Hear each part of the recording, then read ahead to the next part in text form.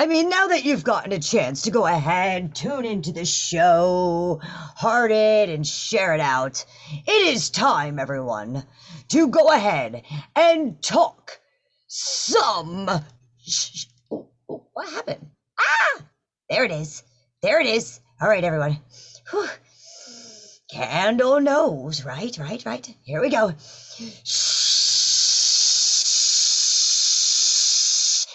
I said, shh. IT with Glenn and Tony. Take it away, boys. She got stuck on that. Almost got completely stuck on this time around. How's everybody doing tonight? How you doing, Tony? Ah, good. Good to see you. I unstuck myself. Nice. And I hear from a little birdie that you've actually got even better connection than you had the other day, which is bonus. Yes, I am wired up this time. Nice. Must feel good after such a long time with almost no connection at all. Well, it's nice to have all these machines actually talking to each other again. For the last year, I've been bouncing networks for different machines, so I couldn't actually use them together because they're on separate networks. Now everything's back together. Nice. All in one house. And Makes it much more convenient. 150 megabits down. Not Nice. bad. Nice. Have you tried anything, bringing down anything big yet? Like any big games or any big files that you were looking at? The biggest I've gotten so far is a 2 gig file at 45 minutes, which is a big jump from 12 hours. I'd say from 15 days or whatever it was before. Wow. Big difference, I'm sure. Yeah, I had to sleep for those downloads. Definitely.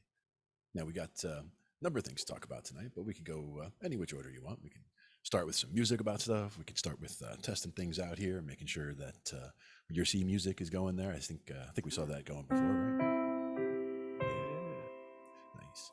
And actually, we have when I'm over here, at least we have this one. Of course, it looks different on the staff over there because I set it for G flat major,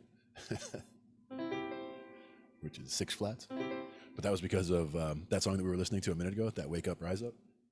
Oh, you figured out what? Yeah, I mean, it was either I've been trying to figure it out. Most of it was G flat major or E flat minor, but I think it was basically all the black notes.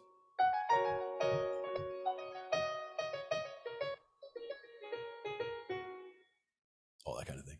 It's funny, you've been pushing G flat major for the last couple of weeks. Because it sounds like, when you look at it on paper, it's like such a complicated key. I mean, you can even see just in what it shows over here, where it's showing the 6 flats, and it's like, oh my God, what is that? If you hit white notes, everything is all, almost everything is like naturaled out because everything other than the C is supposed to be flatted in this key. But any of the black notes that you hit look normal because everything is in there.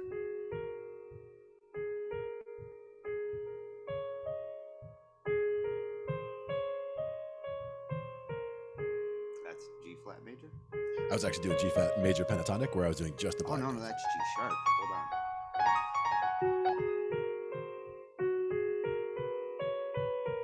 There's G flat. So you do have one white key, right? The B?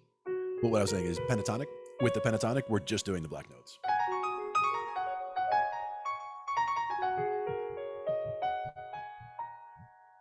And that's where it's a good place to start for soloing, for example, because the fact that a lot of solos, if it's a vocalist doing it or if it's an instrumentalist doing it, a lot of times they're using pentatonics either just as a ladder or for structure or for getting from place to place. And some just make the entire solo all pentatonic with bends here and there for flavor.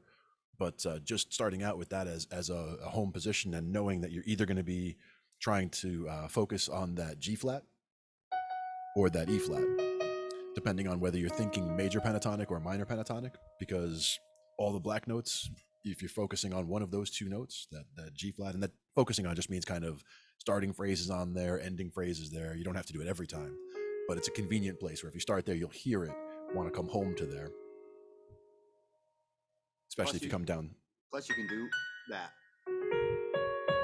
Exactly. The fist roll, yep. can't do that with the white keys. You could, but you'd be doing it with certain white keys. Like you have to do, It'd you have be to pick hard carefully. to do it with the fist. Oh well, yeah, that's true. Because I'm thinking the C, D, E, the G, and the A.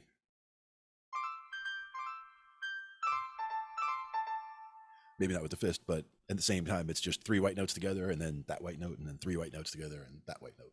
Yeah, and So. you got fast ass fingers.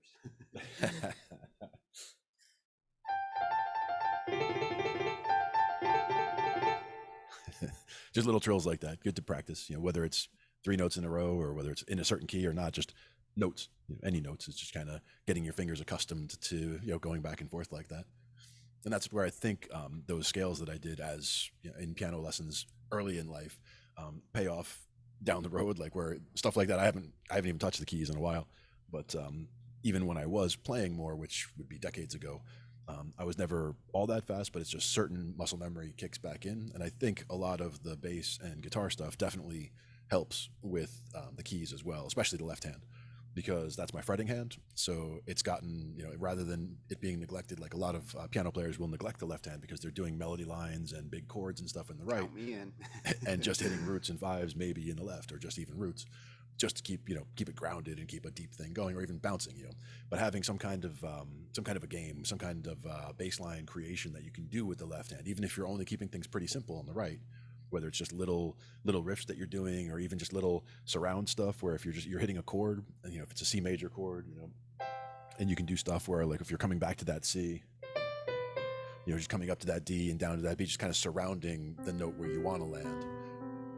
And that kind of gives you something that you can do that's a little bit different, that's but it sounds right because it's in that same neighborhood. If you're hitting chords, or if you're going against chords there, it doesn't sound wrong. It's right in the right key, and it just kind of same kind of thing with any of the chord tones, just going around the chord tone. Like if you wanted to land on that 3, go with the in the key of C major, go with that, the F, the D, and the E. F, D, E, coming back around. Because landing on a 3 is another good thing melodically to do. They'll have you do that for solos as well. The chord tones are good places to land, good places to focus on, whether it's the root, the 3, or the 5. And depending on the style, of course, some styles use certain tones, like we were talking about Phrygian in metal, and that's has a lot to do with that flat 2, as opposed to other styles of music that might not use it that much. I like that little drop you did there with the. That's one that I pull from bass stuff too, because I do bass lines all the time.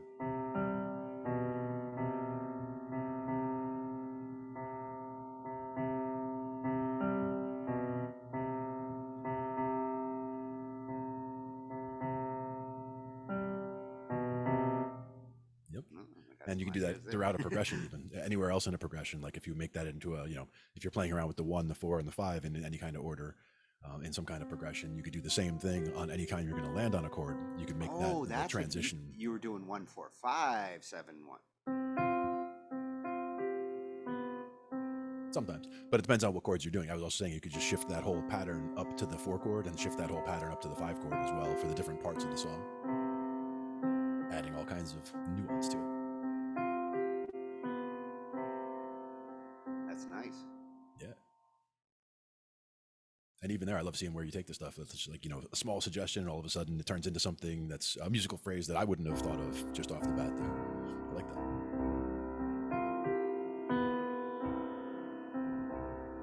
Very cinematic.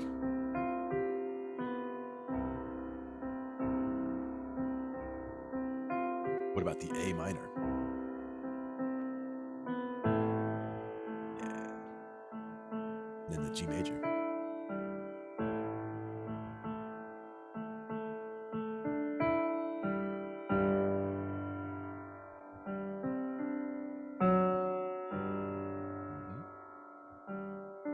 And then back home.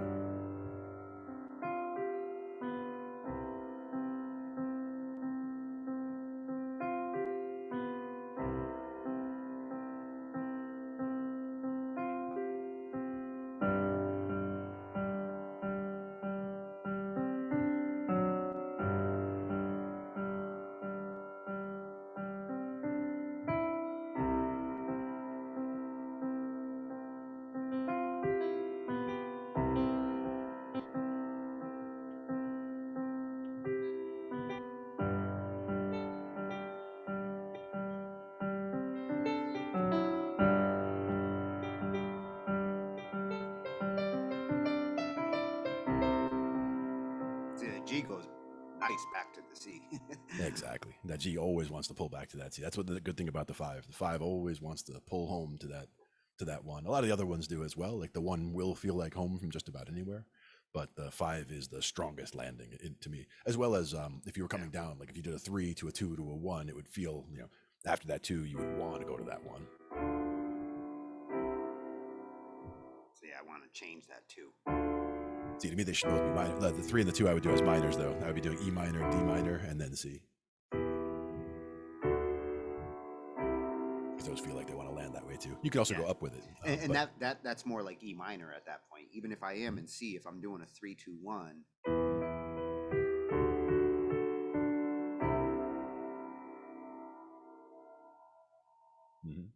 Which would be just like if I was playing in E minor.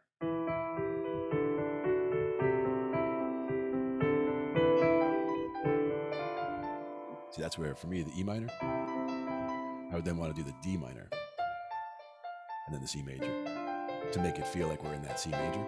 If you're doing the E minor to the D major, that's a different feel. That's more making the E minor is like the 6 chord, let's say, and the D major is like the 5, and the C major is like the 4. Does that make sense? Yeah, the 2 feels better actually in major there, like E minor, D major to C. Even though what are we doing? We're sharpening the 3rd. We're raising the 3rd in this case. So this would be modal shift up, right? Well, kind of depends what we're doing. Like if we're actually saying that we're in the key of E minor, or are we in the key of C major? If we were in C major, if we were in C major and this was a 3, 2, 1,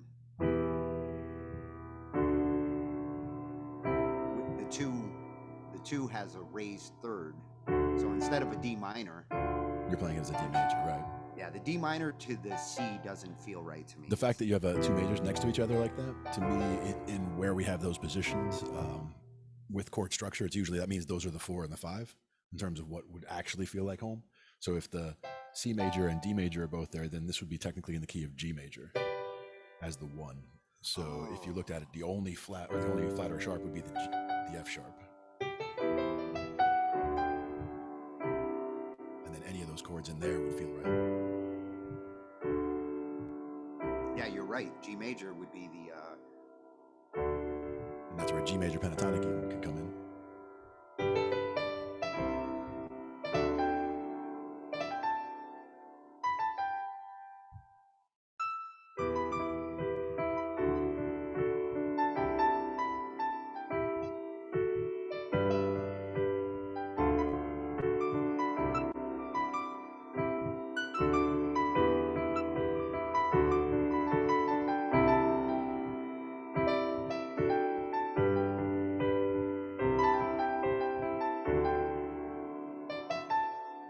G major.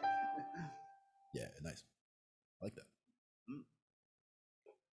And again, that's one of those things where that's right next door to C, so it's only 1 sharp to deal with in the whole key of G major. So it's one of those that should be comfortable to people who are, even if they only knew C major, for example, as all the white notes, that's the next one you would want to go to would be G major.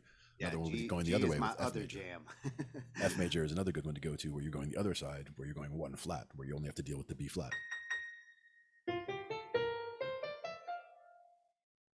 And that one, it gets you comfortable with just the 1 flat side.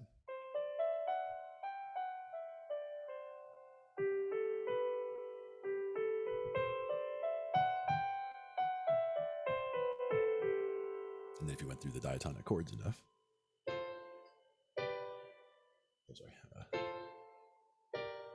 except B flat.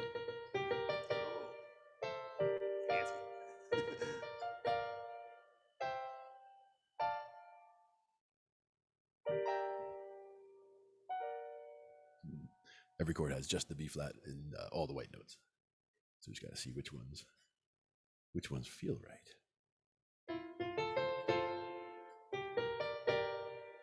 So the G has that B flat in the middle, and then the B flat with the D and the F.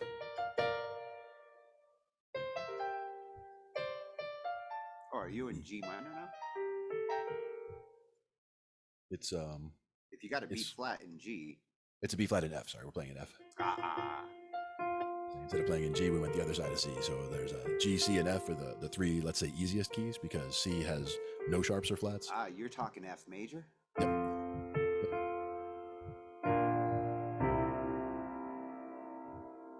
And that's where the 4 chord is that B flat chord, which might feel weird for you, having the root on a black note. Yeah, it is. But then the 5 chord is a C, so.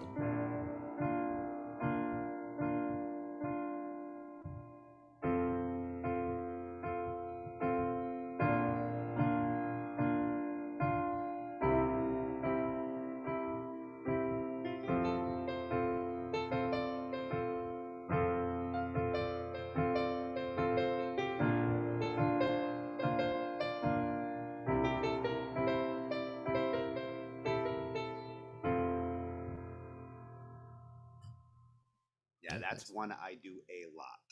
I have a bunch of songs in F. Nice. F major, yeah. And that's again the C, the G, and the F. Those are the 3 on the top. Those are the 3 to really knock out first if you're starting out. To me, at least, that's my opinion. Just because those are you're dealing with one sharp, you're dealing with one flat. It gets you accustomed to going each direction. And then the next ones that I would go to would be the D for the 2 sharps. And that's one where the inverted chords work a lot nicer. Like if I start with the first inversion with F, it really can go in a lot of places. Like I could go, Yeah. Or you can drop down.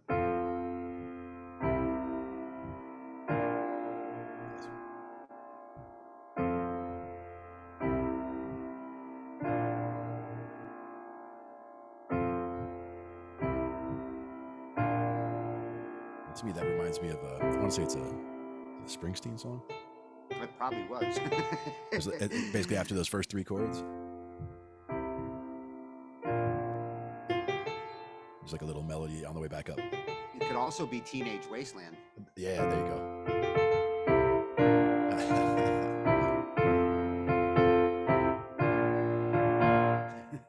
Actually, Teenage Wasteland. And that sounds like F major too, yeah. And that's the thing, is if I change on here, instead of looking like what it was before with all those sharps and flats, if I change it back to what it should be, then it would just, has just the 1 flat on there, and then the chords would look normal, where you would see an F major.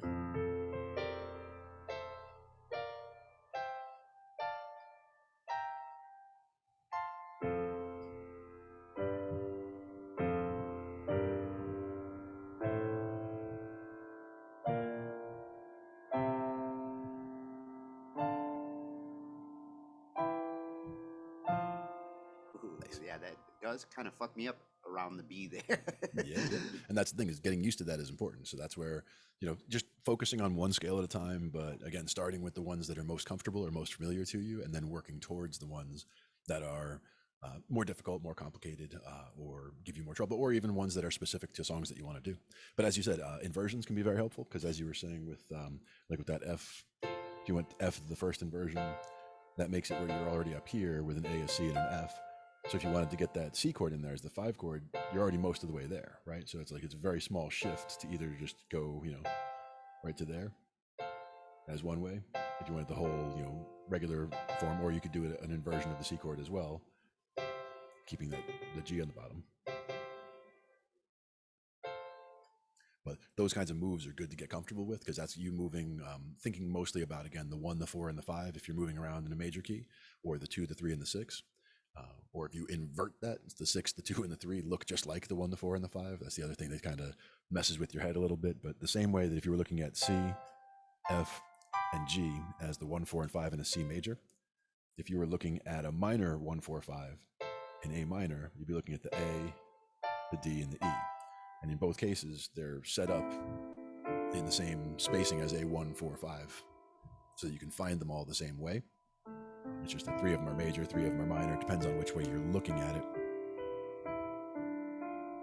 And in all cases, you can add those little surrounding moves like we were talking about to make it more elegant or more interesting to go from one chord to another. Yeah, and it's good to explore inversions on your chords. Like if you're picking your first chord, like if I'm doing an A minor, just normal inversion Mhm. versus it's got a much different sound doing versus And a lot of it also depends on the accompaniment. Like if it's or just going to be piano sound, or if there's going to be other things playing at the same time. The piano itself has such flexibility that you can get all those different sounds. You could even just switch from one inversion to the other throughout a song to make it sound like you're doing a lot more than you actually are. Because you could be staying in one key and just playing the same riff, but if you're changing around those inversions, it sounds like you're changing keys because you're going higher on the piano, you're going lower, so you can kind of fake it out where it sounds like you're doing more than you actually are.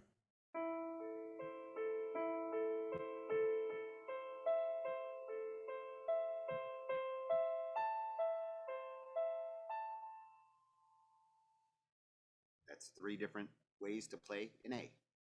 Yep, exactly.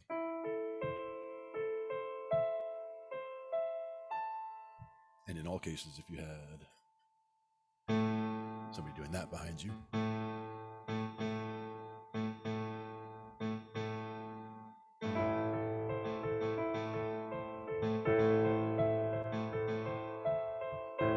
exactly.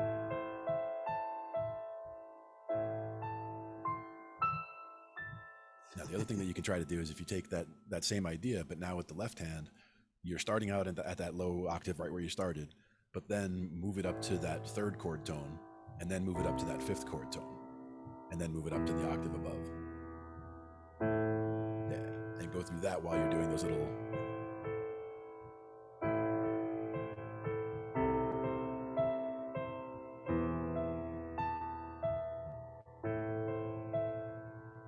Nice. That'll get you comfortable with changing things differently.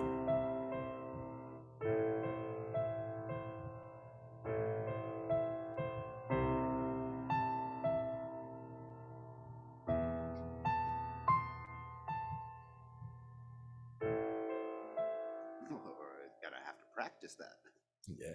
And that's again in multiple keys, multiple chords, just different ways of looking at those. But Well, I'm by going to forcing start in yourself, A. yeah, exactly. And then I'll go to the others. Exactly. And that's for me, again, I always do mostly the C major and the A minor for the beginning just to get comfortable with it. And then once I have that concept, and I frequently do translate everything back to C major, A minor when I start doing, if I'm trying to think about how to work with a particular progression, like I'll translate back to that to just look at it real quick with all the white notes, get it in my head, and then I can transfer to another key. Yeah. But if I'm listening to something, I do just like when we were listening to that other one earlier, like all those just sounded right. Like I just immediately, as soon as I started listening to it, I hit a key, one of the black notes, and I just realized that all of them were in there. So I know right away that I can do that. I'm glad that they like the picks over there. I've got the one camera set up where it's looking over here at a couple of picks on my desk. One of them's red and one of them's black. Well, you know which ones Angie's going to pick. It's going to be the green ones. I have green. Actually, what she would love is one of the bass picks that I got a long time ago when I was first getting into the bass, or I guess I'd been playing bass for a while, but it was almost all fingerstyle, and I do tend to play almost all fingerstyle in general. But when I started thinking about how you can get different sounds out of the bass by using different picks, Yeah. I was like, you know what, I should really investigate this. So I just went and got like random combo packs of like, let me get some of these and some of those, like thicker picks, thinner picks, ones that are flimsy Well, or flop. it's just like trying different gauge strings. I mean, Yeah, exactly. you will get a more pluck, more tone. The one good thing is that picks are even cheaper than strings, where you could get a whole handful of picks for a couple of bucks and just try this one, try that one, try whatever. Some of the ones that were more interesting, one of them was made of leather, where it sounds weird, but it was like as if you took like part of a not like a leather jacket, kind of like soft leather, whatever, but more of a thicker. Yeah. I guess more like if you took a belt and cut a pick out of a belt, it would be like that. So it's kind of thicker, but not super thick. Another one that was made of felt. But at the same time, when you're playing with it, it's very flexible against the strings. Exactly. And when you rest it against the strings, it mutes it in a certain way where it's as if you're muting it with your finger, so you don't get that clackety clack going on because you're playing with leather. But I could also see it wearing down over time, most likely. There was one that was felt that was cool, but the one that I was mentioning was green. It was green rubber, and it was a big, like oversized and like fat. Like these are regular kinds of picks that you would use that are not super fat, but the minis you're talking about. And I've even heard of some people picking with coins. I mean, yeah, sure. Some people do pick with coins. Yeah. And that's when you're getting super thick. I do have one friend who uses picks that are, I think it's 2 millimeter.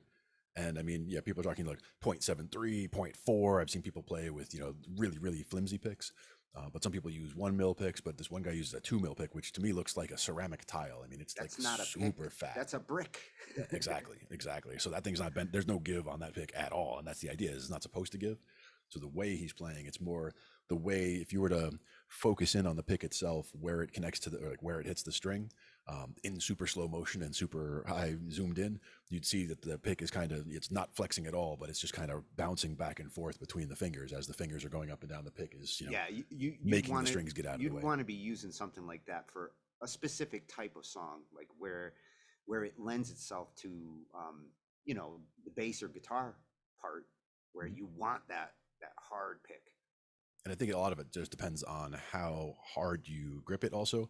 Like if you're muscling down on it and you're just like, you're white knuckling the pick on a thick pick like that, you're like ripping through your strings. Yeah, not that it's going to be that terrible, but you're making the pick make the strings get out of the way. But if you're holding it more gently, you'll feel that the pick is going like da da da da da da da da da, and it's like it's flopping back and forth a little bit. So there's more. You're actually you're taking the brunt of it with your finger, in the flesh of the fingers, letting it shake in the finger, by holding it a little bit more loosely, but not too loosely or it gets away.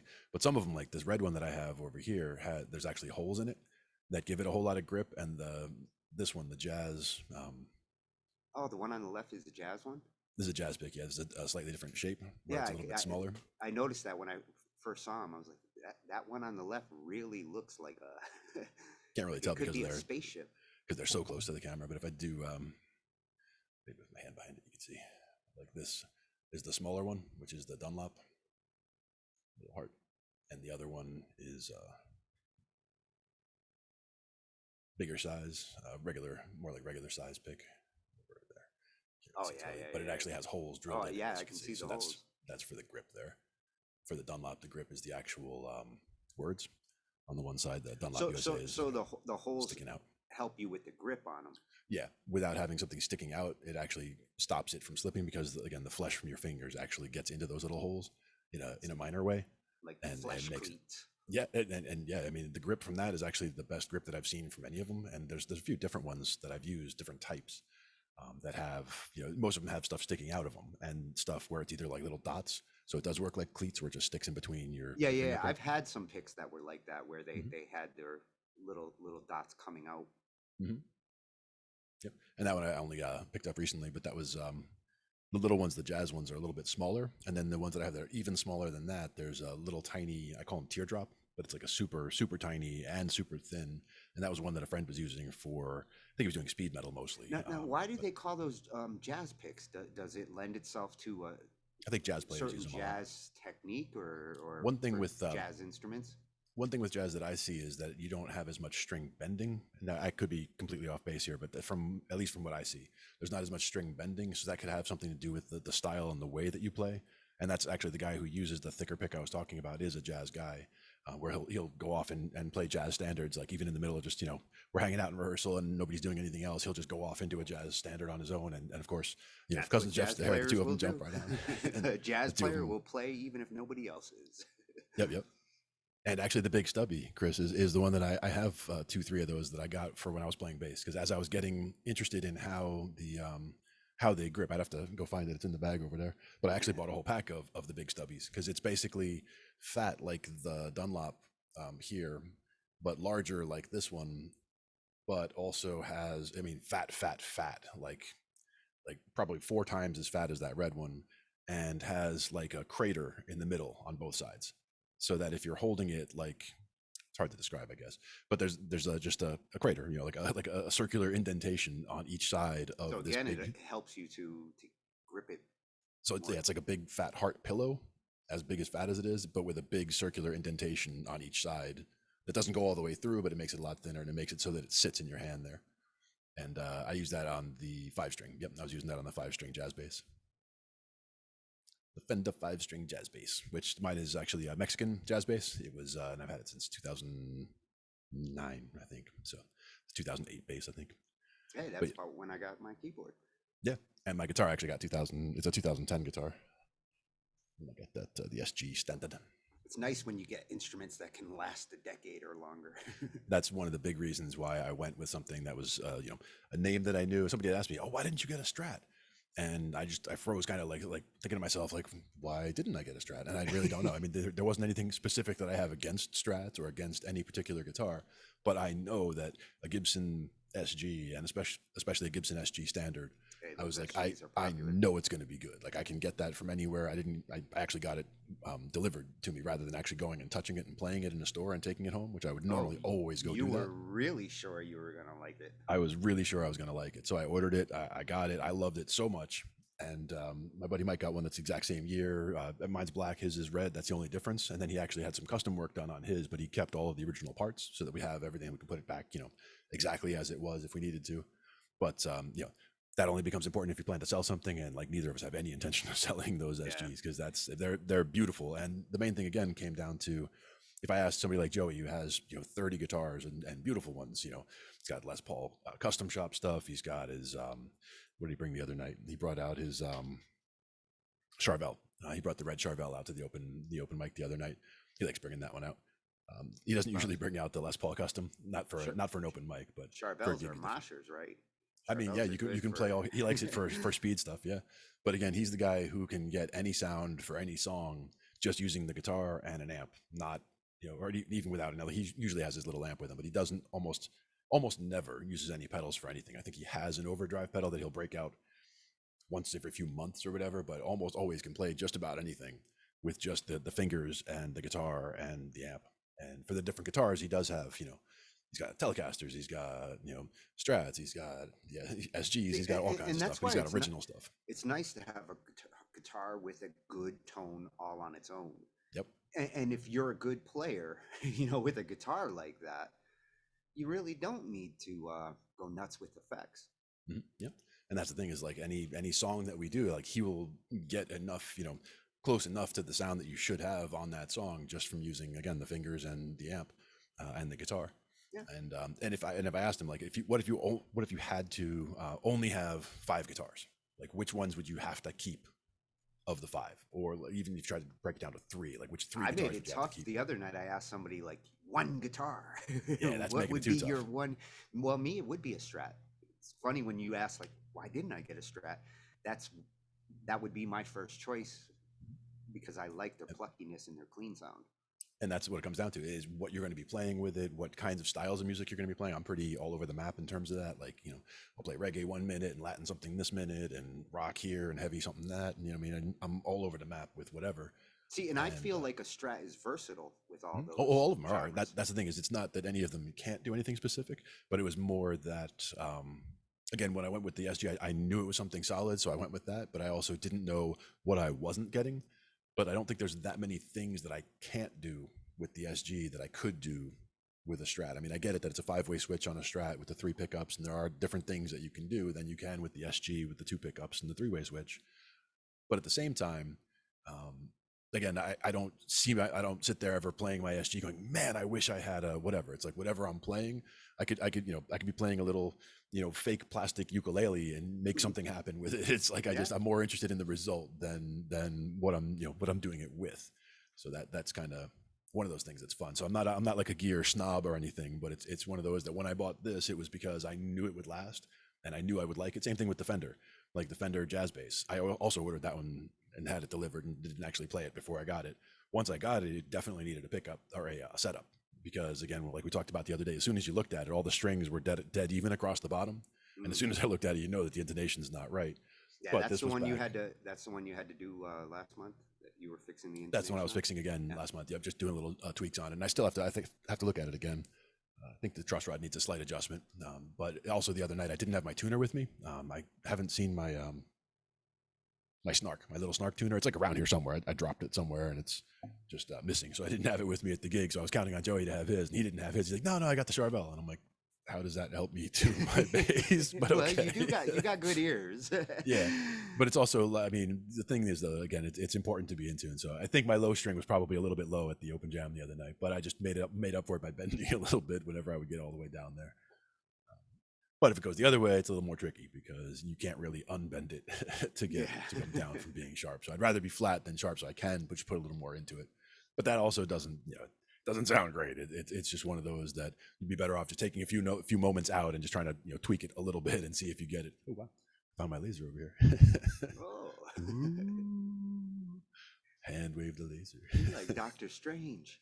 Yeah, it was over here before on the other side, but it was like hitting me right in the face when I was like, it was trying to get the same splash, but coming from that side, it would get me right in like the forehead. I'm like, let's not do that. So Chris says an Ash Strat with Alnico humbuckers to coil split. Nice. I do see that's one of the modifications that my buddy Mike made for his SG. His is just like mine, but with my SG, it has 2 volume controls, 2 tone controls, which is common for something that has the 2 pickups. What Mike never liked having the 2 different volume controls. So he just wanted everything to be on 1 volume control. So he replaced one of the volume knobs with a. So basically, they're both feeding off the same one. Right. So he just has 1 master volume, and then he has the 2 tone controls. But he replaced it with a toggle switch in order to switch between single coil or to coil split, I should say. But he also had another switch put in to what did he do? Was it a kill switch? I'm not sure. He did some custom wiring where he could get. He replaced one. I think he was one. That's what it is. He replaced the 1 volume and the 1 tone with toggle switches. So there's 2 toggle switches down there that aren't usually on a regular SG, and one of them is to switch to coil split, and the other one was serial parallel, I believe. Now, having a kill switch, that would be the equivalent of like, when a guitarist brings his volume all the way down just to cut the signal. Well, the thing about having a switch is one thing that you just kill it. What Joey does with the kill switch is like at the end of a song, it's like you're going like blam, you have that chord going out. Yeah, and you want to. And then you go blah blah blah blah blah blah blah blah blah blah blah. Like if you're just turning flipping the kill switch on and off real quick, the tone is still going in the guitar, and you're just making it staccato, cut in and out. Oh man, he flips it back and forth to get that effect. Doesn't that eventually fuck the switch up? He was actually making me do it on his Les Paul, so I'm going to say no. Because the last time I was over his house, he has me playing one of his Les Pauls. And at the end of the song, he's like, I have a chord ringing out. He's like, kill switch, back and forth. I'm like, all right, do it. And he's like, yeah.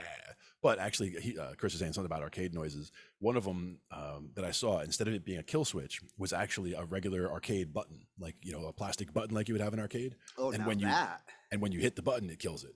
So it was like, yeah. And those buttons can take a beating because I used to play track and field. Nice. Yeah.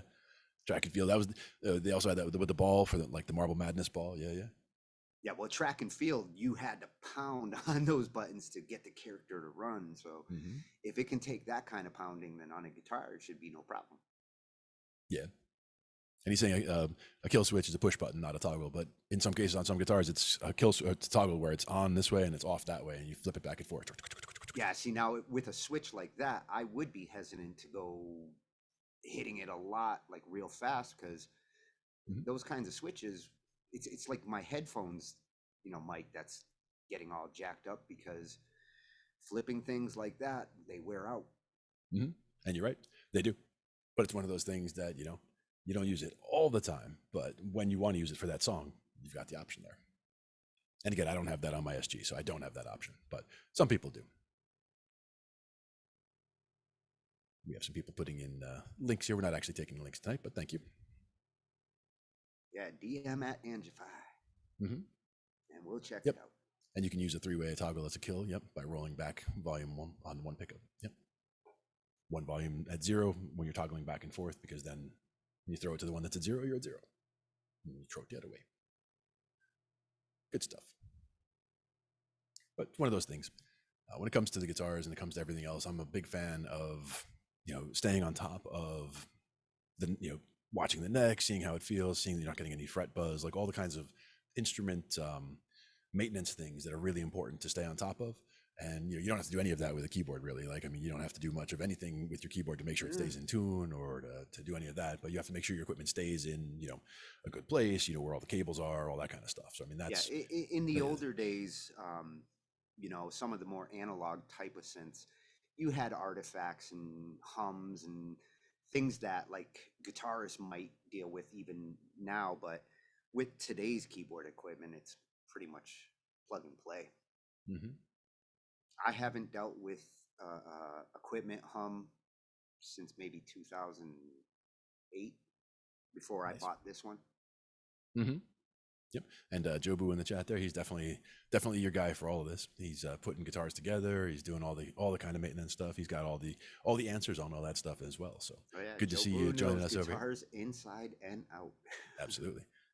And we are, just I'm just a guy who has a guitar and has done some maintenance on it and my bass in the past. So just stuff that I've picked up over the time. But I've never built guitars. I have taken some apart and just bringing them. I have one over here actually that was a Chinese-made Johnson Strat, essentially. But my buddy, when he was describing it to me, it sounded like he was telling me it was a semi-hollow. When he was saying, "Hey, I got a guitar here. I have an acoustic. I have an acoustic electric. I have electric." But he was talking. It sounded like it was a semi-hollow because I was like, "Is there a hole in it?" And he was saying, "Yeah, it was like small like an electric, but it has a hole in the middle, and etc." So it sounded like he's talking semi-hollow. And I'm like, "Let me check it out." So he brings it up, and it's basically a Strat copy with no pickups in it. So like the reason it was, the reason there's no a hole in the middle is just no pick guard. Yeah, like to him here, it's right over here.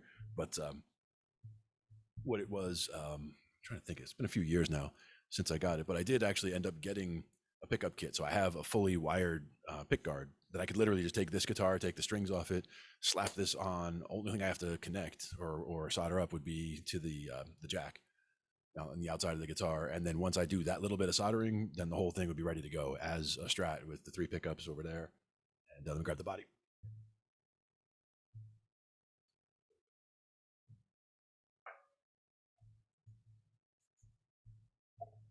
Wasn't too far away, but this is what he was describing. But I thought he was describing a semi-hollow, but what he's describing is just an electric guitar that somebody raped all the electronics out of. And I'm like, okay, well, so not exactly what we were. Well, it is exactly hollow. what I was thinking. It's hollow in those holes. But it's a Johnson and made in China. And I mean, I've never heard it. It doesn't feel bad in terms of sometimes on the edges of the neck. One thing to watch out for if you do get like a cheaper guitar is to see that it feels smooth along the edges of the frets, because you could cut your, it does say that guitar is tiny. Yeah, it is quite small. Everything looks small in your hands. Yeah, that's true. Next to the SG, it doesn't look much smaller actually, but the headstock is kind of small. And I mean, again, I do have very large hands. I'm 6'6", so it does look tiny in my hand. Your hands stretch across half the damn neck. Yeah. From the nut to 7, I guess. Yeah. That's more than just the tip. So yeah, it does make guitars look tiny, and that's why one of the funniest ones is Joey has a guitar that he found, like somebody was throwing it out in his neighborhood or whatever, and he goes and grabs it, and it's what was it? It basically looks like a Panda, like it's black and white, but it's like a super tiny guitar. It's got a little speaker built in. It's basically for a little kid. But he went and grabbed it, and I just picked it up. I'm like, oh, it's so cute. Like when you go to play, like in my hands, it looks ridiculously tiny. But yeah, especially up against me, it looks like a tiny guitar. But I do have, like I said, a fully wired up faceplate where all I would have to do is connect to the jack over there from the inside. But it's good having it open like this allows you to see, like that's all, this is all wood. This is all solid. The only real opening here is the spot for wiring in. How's your soldering skills? Not bad, but I don't 100% trust myself. Like I don't have a good soldering iron in the house and haven't done any soldering in a while. But as an electric kind of tinkerer, I mean, over the years I've been tinkering with computers and tinkering with remote control cars and all that kind of stuff over the years. So I mean, I'm not afraid of soldering at all. I just haven't done any in a while. But it's basically just 2 screws to get this jack off. You walked into that one, huh? Yeah.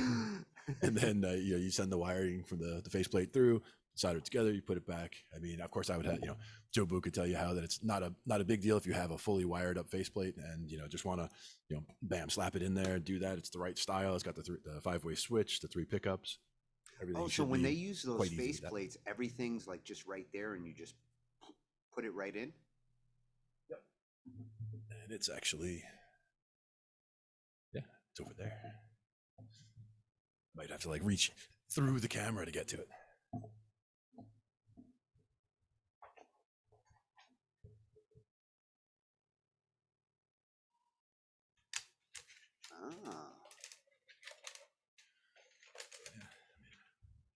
is, make sure I don't have any screws sitting here about to fall You out. actually got a faceplate handy to grab. Yeah, faceplate with the pickups right there and your controls on this side. And as far as the actual So wiring, that forgive all really the is dust on kind it. of like plug and play, huh? Here's all the wiring that they've done for you. Is they wired all the pickups Yeah, you to pretty the much just put it in controls. there and And again, it's the Strat style, so it's got that 5-way switch and the 3 controls, the 3 pickups. Electronics mounted to the pick guard. Yep. And this was just this was one that Pepe gave me actually, where I was over his house and he had ordered a kit guitar.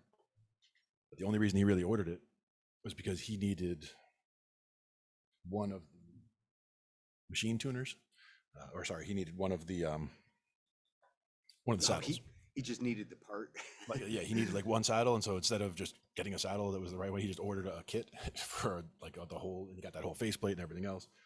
But I was over his house telling him how, about this guitar and how all I needed was the electronics. And while I'm telling him about it, he's digging out this box and he's like, "Well, here, take this." I'm like, Okay. "What, are you kidding me?" Gotta love friends like that. But now that I got it, I was also like, this guitar, it doesn't feel bad with like I was saying, the neck, there's nothing sharp on those frets or anything else. But if I have all the electronics ready to go here, I could also make a fully custom guitar and use those electronics on a fully custom guitar and have myself a fully custom guitar where I already have all the electronics for it. So that's where I was kind of going with that, is if I build my first guitar and use that pick guard and slap it on there, now I have a Strat style guitar there. I do have my own Strat style guitar at Joey's house. It's my Epiphone. And I think we're going to be getting ready like 5 minutes or so. We'll be switching over to get the dad's. But yeah, kit guitars are perfectly good. And again, if you get a kit guitar and you start putting it together, or you're about to put it together and you do have problems with some parts of it, you can replace the parts before you even get it all mounted together. I haven't done kit guitars myself, other than the fact that I said, got some parts from one, and I have some guitars that could be considered a kit because they're that far apart. But yeah, that's one of those things where I'm not afraid to get in there and do it, but I haven't had a reason to yet, because like I still have a perfectly working SG in the house. I have a perfectly working Dean in the house.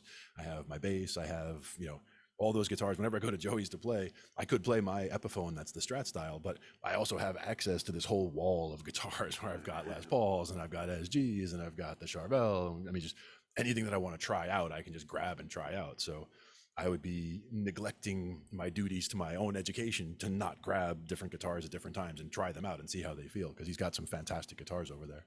Well, And he's not a guitar slab either. Like, he has some cheap ones even, especially with the Les Pauls. He has some like that, he's got a Dylan Les Paul, and he's got like at least 3 or 4 other Les Pauls that are not the big name ones, but they're just ones that he tried and just fell in love with how they feel. Like, they have a great feel, they have great action, the intonation, everything else. If they pass the checklist, then he's not a snob saying, "Oh, well, the guitar's only $80. I don't care. It feels great. Give me," and he'll take it. So it's important to not be, it's not like, oh, it has to be this name or it has to be this model. It's like any guitar can be a phenomenal guitar. It's just all in how it's put together, or replacing certain pieces, even little things like changing a plastic nut to a bone nut or something like that. There's different changes you can make to make an upgrade, or a tusk nut, for example, different upgrades that you can make to a guitar or bass to really either increase the value, increase the tone, increase how much you like it, because you're adding things to it. Yeah, hanging with all these guys in the back here is making me want to build a guitar. Yeah. Between Donnie and Jason showed me those kits, a few months back, and I was like, okay, this is doable. Like, if I start with a nice kit approach, get to know, the making of the guitar, eventually I would like to carve my own body. And then I saw Idiot Burns with his aluminum guitars, and I'm going, what? Like, there you go. It's another way that you can just totally customize and make what you want to have happen. Lots of opportunity, lots of ways that you can customize things and make them how you want. Yeah, Burns is a mad scientist. Exactly. Yeah, and so is Donnie. I mean, we got a few mad scientists in the house that we can call upon to discuss certain projects and see what makes sense and what's like, no, you don't want to do that, because I certainly don't know everything. So I love picking people's brains about, does it make sense to do this? Does it make sense to do that? Are we better off with this or that? They've already run through all these. No reason to reinvent the wheel. Better to gain or learn. It's nice from when you get expertise. advice from somebody who has experience with that. Mm-hmm. Exactly. And don't be afraid, like we said, to investigate your instrument. Like with a piano, like we said, there's not much you can do, but with guitars, with basses, just investigating where your intonation is. We did a whole episode on that a few weeks back. We're just checking what it sounds like when you do that harmonic at the 12 versus what it sounds like when you pick that note at the 12, or the open string versus fretted at the 12 very gently. If that's not exactly the same tone, if it doesn't register the same way on a tuner, then there are certain adjustments that you should make to get that fixed. Looks like we're down to the 2-minute wire. 2-minute warning. And just moving and shaking, getting the You got that what, 7th inning stretch music for it? Anything going on? Charge! That's a hockey game. What we got?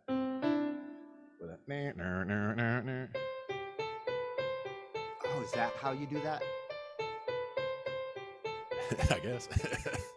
Does it sound right? I was going, from the C down to the G.